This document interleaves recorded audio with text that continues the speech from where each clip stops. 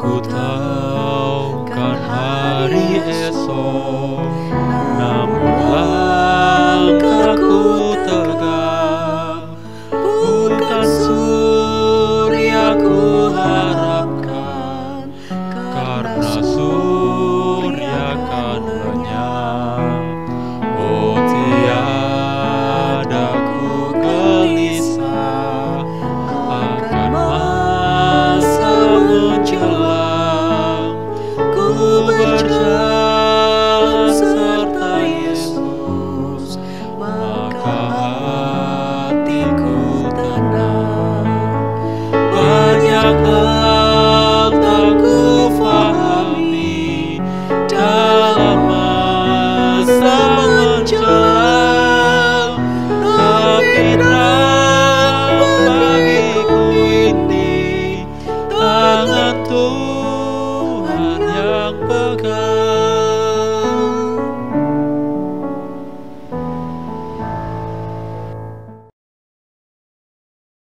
Shalom, selamat malam, salam damai dan sejahtera bagi Bapak Ibu, saudara-saudara, anak-anakku semua dimanapun saudara berada. Tidak terasa bahwa sebentar lagi kita akan meninggalkan tahun 2021. Kita akan menjalani bersama hari-hari ke depan, 365 hari di tahun 2022. Biasanya setiap orang ketika menjelang akhir tahun selalu mengadakan refleksi di dalam dirinya.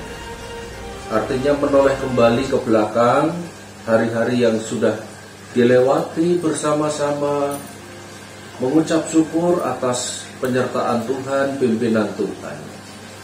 Demikian halnya menyongsong tahun yang baru, tentu sudah ada di dalam benak pikiran kita masing-masing. Kita membuat komitmen-komitmen, resolusi untuk hidup lebih baik, lebih bijak di hari-hari yang akan datang. Itu yang terjadi di setiap penghujung tahun menuju kepada tahun yang baru. Malam hari ini juga kita selalu diingatkan sebagai anak-anak Tuhan. Umat Kristiani memiliki sebuah kekuatan rohani. Kekuatan rohani itu tidak lain adalah berlindung dalam nama Tuhan, Sang Pencipta alam semesta ini. Saudara-saudara, ketika kita mengadakan ibadah setiap minggu, ibadah kita selalu diawali dengan sebuah pembukaan oleh pemimpin ibadah bahwa pertolongan kita datangnya dari pihak Allah, Pencipta langit dan bumi. Saudara-saudara, ungkapan-ungkapan imani ini tepat sekali dengan apa yang disampaikan di dalam kitab Amsal. Jikalau kita membaca di dalam Amsal 18 ayat 10, demikian bunyinya, nama Tuhan adalah menara yang kuat, kesanalah orang benar berlari dan ia menjadi selamat.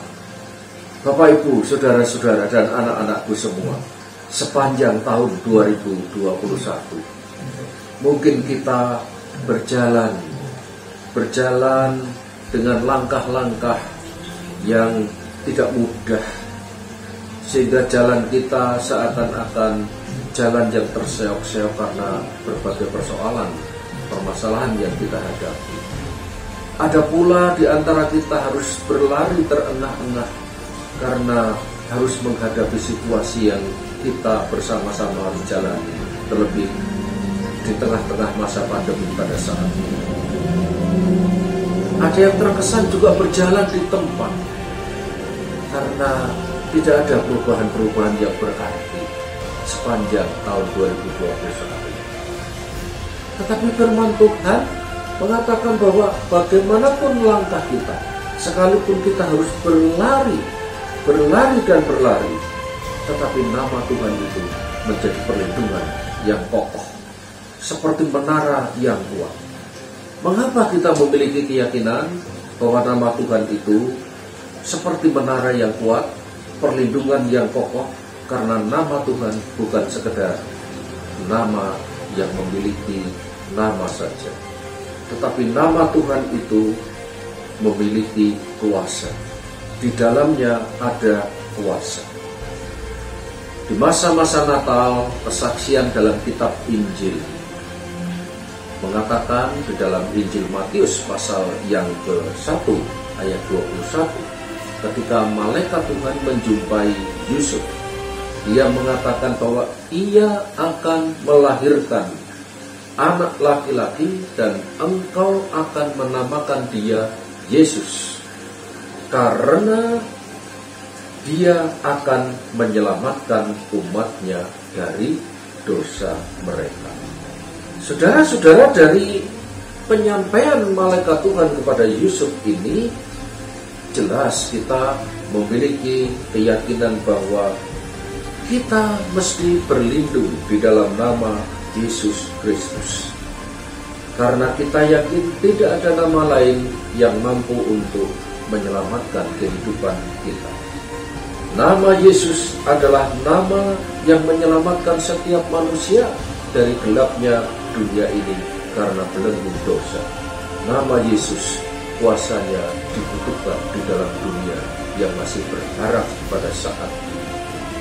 Saya mengajak jemaat-jemaat sekalian untuk memasuki tahun yang baru 2022 yang sebentar lagi akan kita jalani bersama-sama.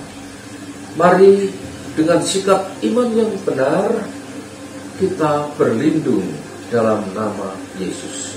Bagaimana menjalani sikap yang benar di dalam berlindung dalam nama Yesus? Yang pertama, mari kita memuliakan nama Tuhan dalam seluruh aspek kehidupan kita. Kalau kita berbicara seluruh aspek kehidupan kita, berarti jiwa raga kita, seluruh ekspresi batin kita, ucapan dan tingkah laku kita menjadi media pancaran kemuliaan. Karena di sanalah kita akan melihat cermin di dalam hati kita sebagai orang yang memuliakan namanya. Yang kedua, milikilah sikap iman kepadanya. Sikap iman berarti percaya kepada kuasanya, percaya kepada penebusannya, percaya kepada pengampunan dosa dan kebenaran-kebenarannya. Memasrahkan diri dalam setiap kehidupan kita dengan sikap iman kepadanya. Kemudian yang ketiga, milikilah pengharapan di dalam namanya. Saudara-saudara, hidup dalam kuasa kehadirannya itu hidup yang berpengharapan di dalam namanya. Karena hidup dalam kuasa kehadirannya itu yang menguatkan saudara dan saya, memampukan kita bertahan dalam setiap persoalan hidup seperti kesusahan, penderitaan, bahkan kegagalan hidup sekalipun. Yang keempat, mari kita memiliki sikap kasih. Sikap kasih itu memampukan kita hanya terarah kepadanya. Sikap kasih itu berarti kita senantiasa merindukan mengasihi dia di dalam segala situasi dalam keadaan ini. 4 sikap yang benar ini yang perlu kita jalani bersama-sama, yaitu bagaimana kita memuliakan namanya dalam seluruh aspek hidup kita. Yang kedua, memiliki sikap iman kepadanya. Yang ketiga, berpengharapan di dalam namanya. dan yang terakhir senantiasa bersikap kasih akan memampukan kita mengatasi berbagai hal dalam kehidupan. Contohnya dalam setiap pencobaan yang akan datang, ketika kita digoda oleh kuasa dunia, bertindak yang tidak sesuai dengan keinginan-keinginan Tuhan, melakukan hal yang tidak berkenan di hadapan Tuhan. Saat pencobaan datang, marilah kita berdoa, memohon pertolongannya, agar diberi kekuatan dan kemampuan untuk melawan si penggoda atau si jahat itu. Kemudian juga ketika kita mengalami berbagai musibah yang tidak kita tahu, seperti halnya hari-hari kemarin, apa yang pernah kita alami, hari depan kita tidak tahu. Ketika saat mengalami musibah, marilah kita serahkan hidup kita dalam penyertaan dan perlindungan. Kuasanya yakinlah memampukan kita untuk hidup kita dipulihkan, untuk kita mengalami pertolongannya. Kuasanya yang mampu memulihkan, menyembuhkan itu akan menguatkan saudara dan saya. Demikian juga saudara-saudara, bahkan ketika hidup kita menjelang ajal sekalipun, kita tidak tahu apa yang akan terjadi dalam hidup kita ke depan. Bahkan saat-saat mungkin kita di tengah-tengah kritis atau menjelang ajal sekalipun, mari kita bersama-sama menyerahkan diri seutuhnya di dalam kuasa namanya. Dia senantiasa menyertai saudara dan saya sampai akhir. Pemazmur dengan yakin mengatakan, sekalipun aku berjalan di dalam lembah kekelaman, maka aku tidak takut bahaya, sebab Engkau senantiasa bersama. Bapak Ibu saudara-saudara, jemaat yang dikasihi Tuhan, 365 hari ke depan akan kita jalani bersama. 365 hari itu bukan waktu yang ada di dalam genggaman kita, bukan waktu yang bisa dikendalikan oleh kekuatan, kemampuan, serta kepandaian kita. Maka hari-hari yang kita lewati, hari-hari yang kita jalani itu, kita yakini bahwa sepenuhnya adalah milik Allah. Ia berkenan mengaruniakan kesempatan bagi kita untuk menjalani dan memaknainya dalam terang pemeliharaan dan penyertaannya. Kita berjalan dalam iman di dalam namanya, yaitu nama Yesus Kristus. Kita tidak tahu apa yang akan terjadi. Hari esok kita tidak tahu. Walaupun tidak tahu apa yang terjadi, yakinlah Kristus menyertai dan melindungi kita semua. Marilah kita songsong tahun yang baru ini dengan hidup yang baru ini. Hidup yang senantiasa dilingkupi oleh kuasa kasih dan pemeliharaan, sehingga kita dimampukan untuk mempermuliakan Allah dalam seluruh aspek kehidupan kita. Demikian juga hari-hari ke depan, sebagaimana akan kita jalani bersama. Ingatlah hari-hari belakang kemarin, ketika semua hal-hal bisa menimpa kita. Jangan takut dengan bahaya yang mengancam atau ketidakpastian yang akan kita jalani di hari-hari mendatang.